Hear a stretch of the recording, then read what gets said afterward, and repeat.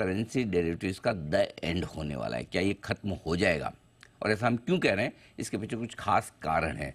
और ये कारण बताने के लिए हमारे साथ हैं इस वक्त आशीष।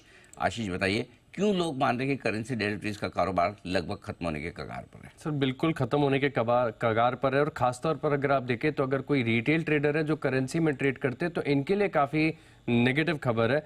दरअसल अगर आप देखें तो आरबीआई का सर्कुलर आया था 5 जैन को, और उसमें बताया गया था कि अगर आपके पास अंडरलाइंग पोजीशन नहीं है या फिर कोई कॉन्ट्रैक्ट नहीं है जिसमें अगर आपके पास करेंसी का रिस्क नहीं है तो आप डेरिवेटिव्स में पोजीशंस नहीं बना सकते एक्सचेंज के माध्यम से।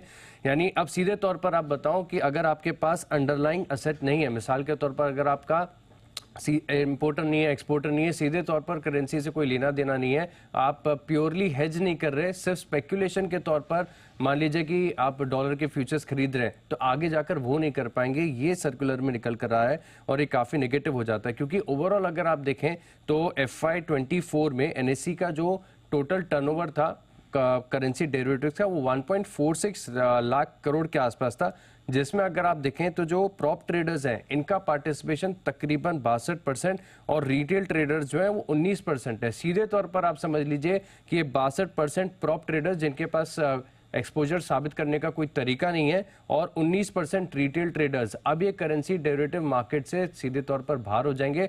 तो आप समझ सकते हैं कि वॉल्यूम्स कितनी ड्राई अप हो जाएंगी। हालांकि जो ऑलरेडी अपने पोजीशंस को हेज कर रहे हैं, हेजिंग के लिए इस्तेमाल करते हैं, वो इस चीज़ को सिद्ध करके ट्रेड कर सकते हैं। लेकिन बड़ा सवाल जो ब्रोकर्स है और जो इंडस्ट्री वो ये उठा रही है कि आपके पास से अगर इतना बड़ा पोर्शन हट जाएगा, पार्टिसिपेट ही नहीं कर पाएगा, तब आप लिक्विडिटी को कैसे मैनेज करेंगे? ये अपने आप में काफ़ी बड़ी बात है। लेकिन जितने भी ब्रोकरेजेस हैं जो करेंसी डेरिवेटिव्स ट्रेडिंग की सुविधा देते हैं, इनके लिए नेगेटिव हो जाता है। और इनमें खासतौर पर अगर आप देखें तो एंजल वन है जिसे आप अपने रडार पर रख सकते हैं। मैं इनके इन्वेस्टर प्रेजेंटेशन को देख रहा था, इनकी जो ग्रॉस ब्रोकिंग रेवेन्यू है इसमें आप देखें 11% योगदान तकरीबन जो है करेंसी डेरिवेटिव्स का आता है, यानी 90 से 95 करोड़ हर क्वार्टर का नुकसान होगा। फिलहाल के लिए जितने भी करेंसी डेरिवेटिव ट्रेडर्स हैं जो स्पेक्यूलेट करते थे डॉलर्स में, इनके लिए नेगेटिव खबर है।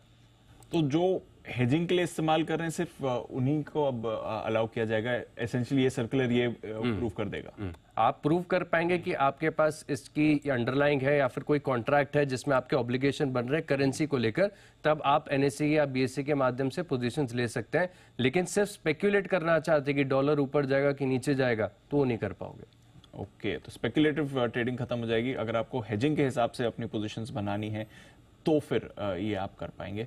तो ये